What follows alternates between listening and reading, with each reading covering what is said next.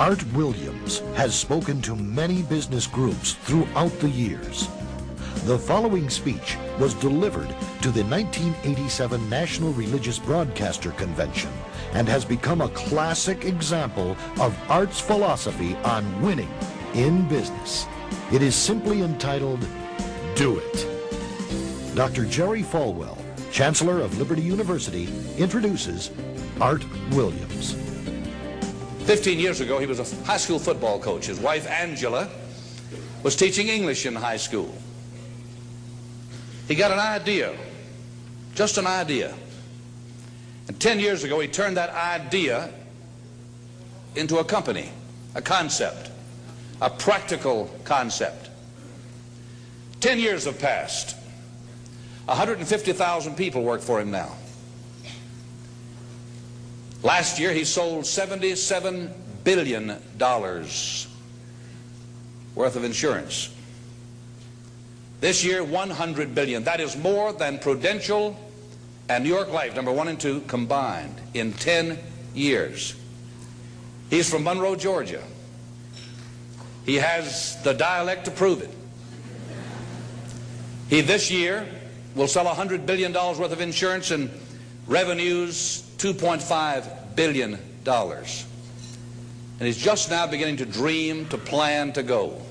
Art and Angela Williams have 2 precious children, Art the third and April, their daughter. He is chairman of the Inner Council, the Inner Circle of our ministries, and a personal and a dear friend. He is a born-again Christian, as each of his family members. But he's an entrepreneur, and Dr. Armstrong has asked him to come tonight and talk to you about what he knows most and best about. And having been in one of his sales meetings last Thursday in Palm Springs, you know, I usually go out preaching, and I try to wake up religious morgues, and most of the places, a lot of the places I go don't need a revival, they need a resurrection. But he asked me to speak to his group of national sales directors, and I had to work hard at getting up where they were and not appearing as a backslidden preacher.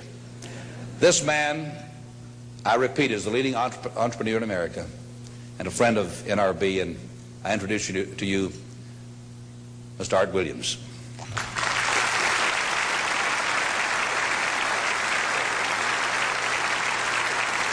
Thank you.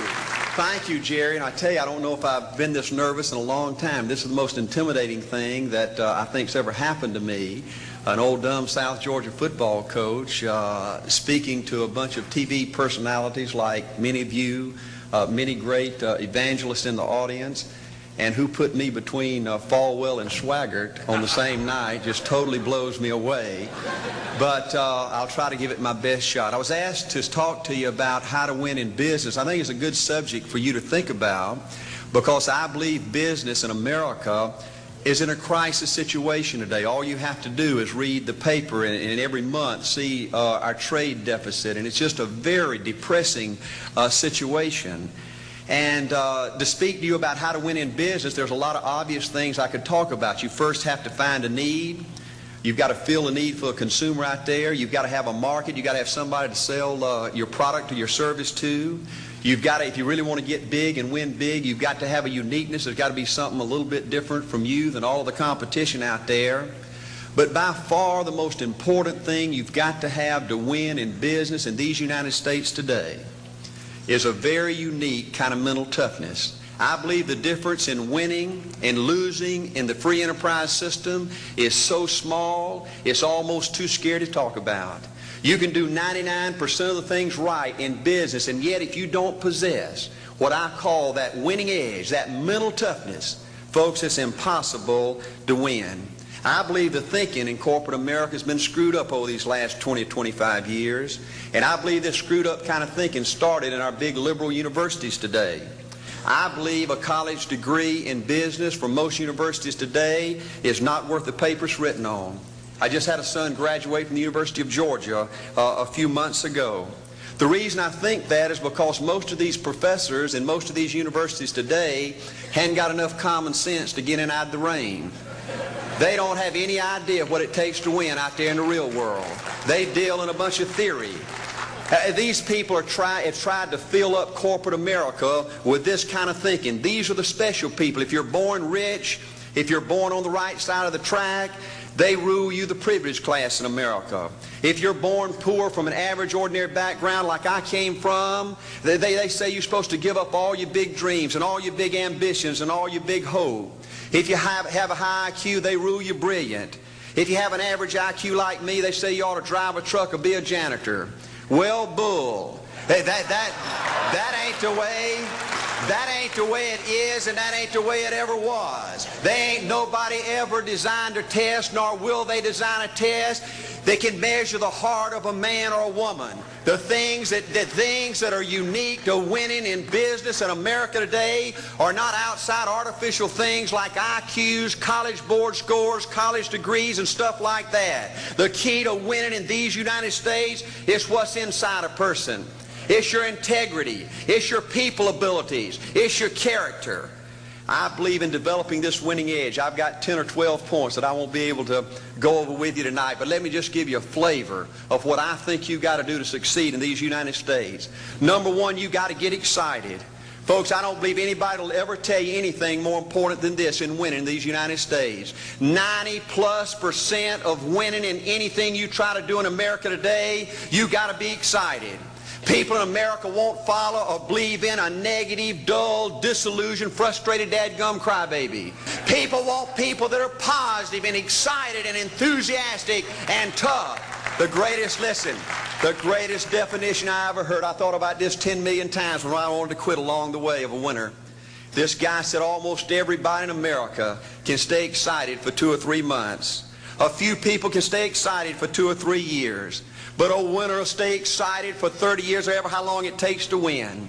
Another key to building this winning edge and this mental toughness is you've got to become a dreamer again. You know, I'm a Methodist, and we just changed ministers a few weeks ago, and our new minister came in, and the church was just packed. And the first thing he said, well, it looks like everybody came out to see the monkey perform. And the second thing out of his mouth, he said, for a church to be a great church, you got to have a dream. If you don't have a dream, you're dead. And boy, I sat up and I said, man, me and this guy are going to get along good because he knows what he's talking about.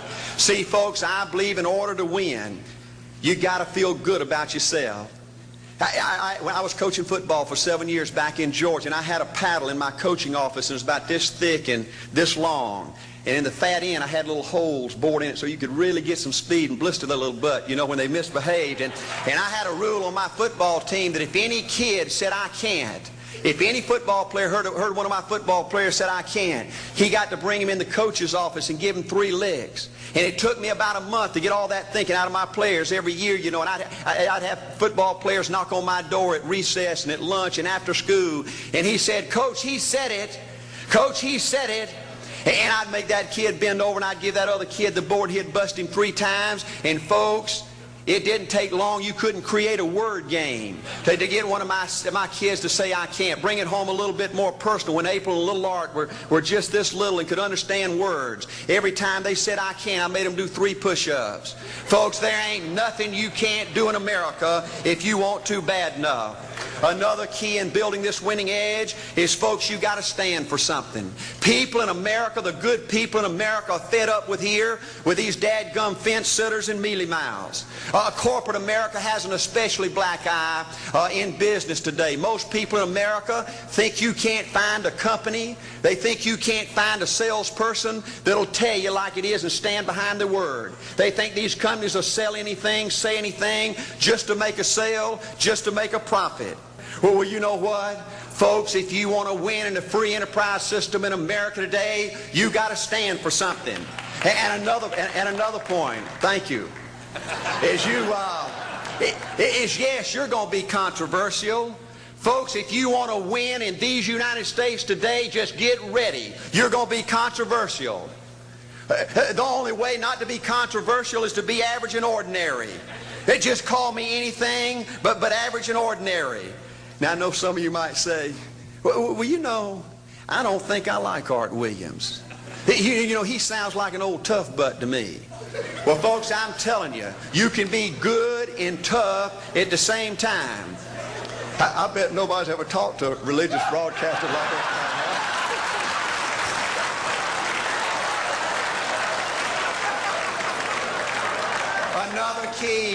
Another key to developing this winning attitude that'll give you a chance to do something great in American business is, folks, you've got to make a total commitment to what you're about.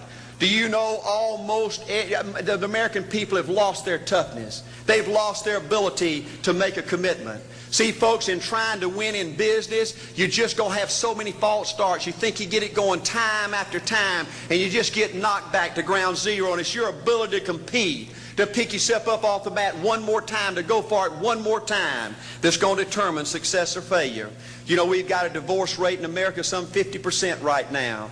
You know, it just seems like that people that go in business today, they have an attitude, well, I'm going to stick my toe in it.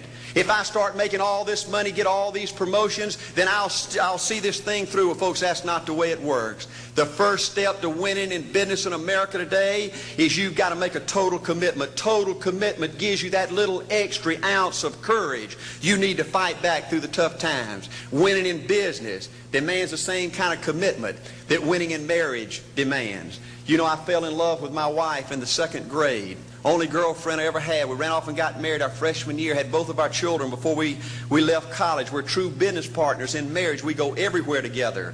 I spend more time with her, been married to her 26 years, now I got 2 grandbabies, love her more today than I ever have.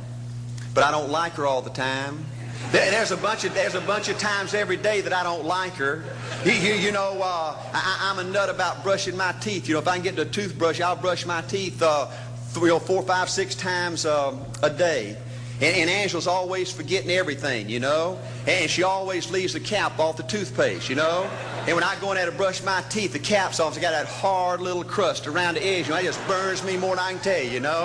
And I get on Angela's nerves about a lot of things. You know, we were having dinner last week, and every time we get through, Angela kicks me under the table, you know, and gets me back in my room and says, "Art, you ain't got no class." You know, I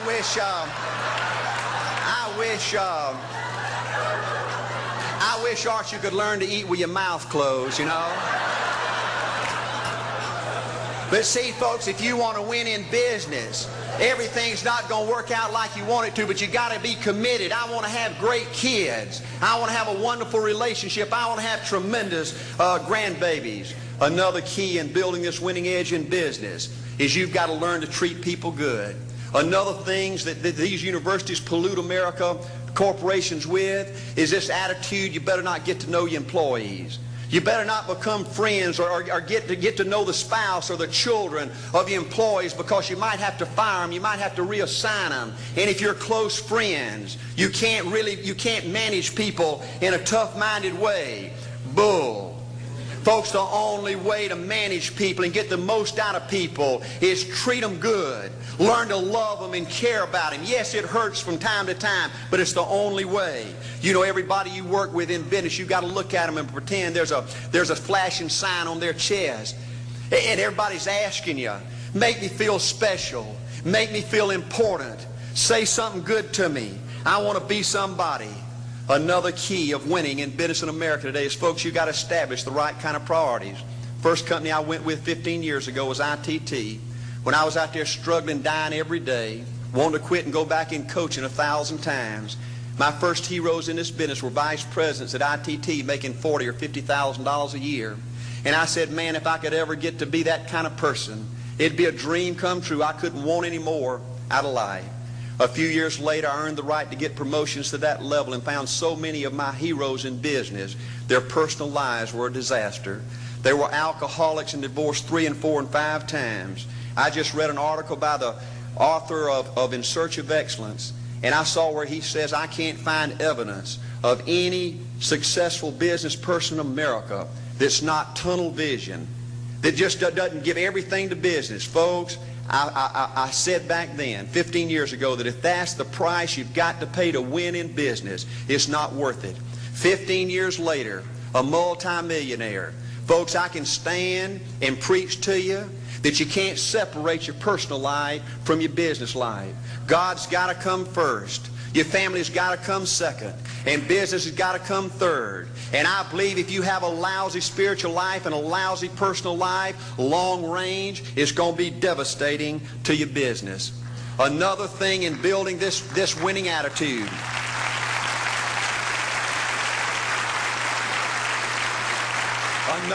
Another thing in building this winning attitude in business. I see tall people make it big in business and short people, dumb people and smart people, fat people and skinny people. But if you cut open the winners in business, I see a heart of a champion. And all these people are competitors and they don't quit.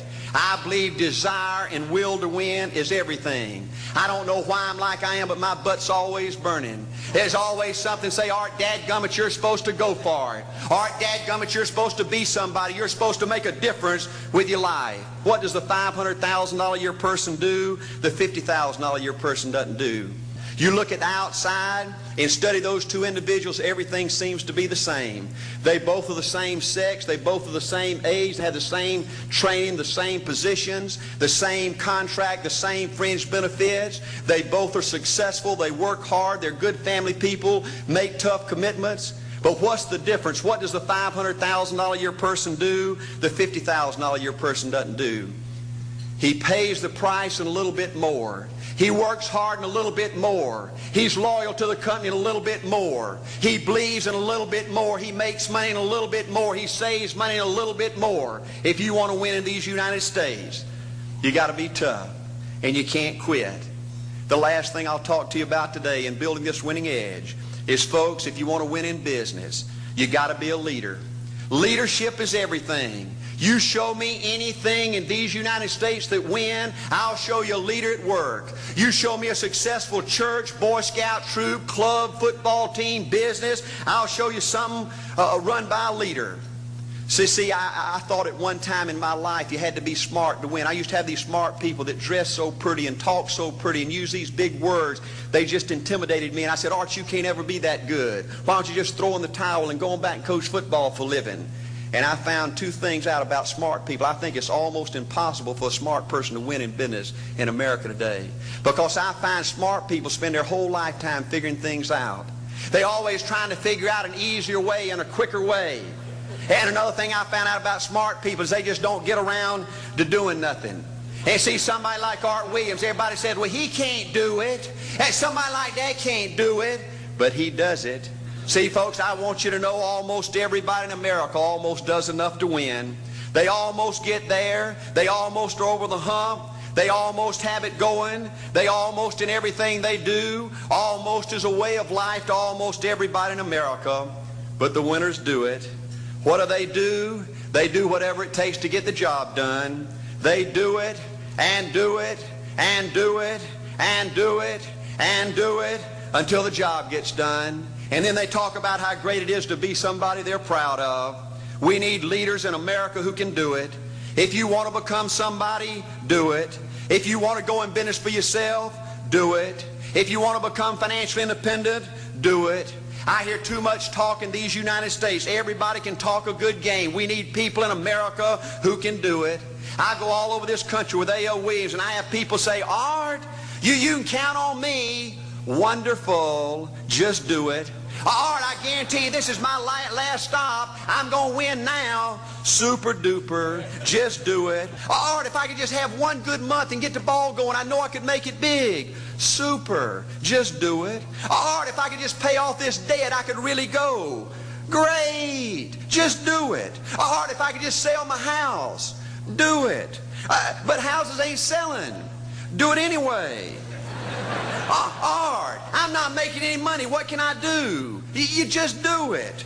Do what, Art? You do it and do it and do it. Art, I guarantee I'm going to win this contest. Super duper. Just do it. Art, I'm over the hump now. Watch my smoke. Great. Just do it. Art, I want to make it so bad I can taste it. What I do? You just do it. Art, I'm a vice president now. Can I quit doing it? No. Art, I don't know if I can keep on keeping on. I'm really hurting. What I do? You just do it. Do what, Art? You do it and do it and do it. Art, all my life I wanted to be somebody important. Well, what do it then? All right, I'm going to save money so I don't have to go through this again. Great. Just do it. All right, I don't feel like I've had enough training. What I do? You just do it.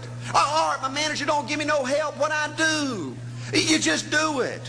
All right, you don't understand. I was Mr. Everything at my former company. You don't mean I have to start off down at the bottom and do it, do you? Yep, you really got to do it. All right. All right, what's the primary difference between winners and losers? The winners do it. They do it and do it and do it and do it until the job gets done. And then they talk about how great it is to finally have achieved something unique and how glad they are that they didn't quit like everybody else and how wonderful it is to finally be somebody they're proud of and make a difference with their life. Thank you.